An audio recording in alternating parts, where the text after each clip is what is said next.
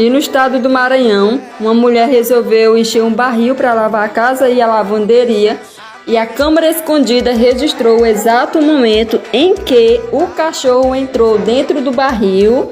Pacientemente ele conseguiu.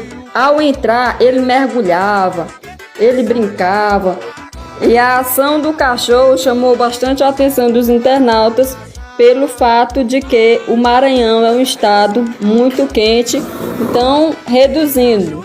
O cachorro estava com muito calor.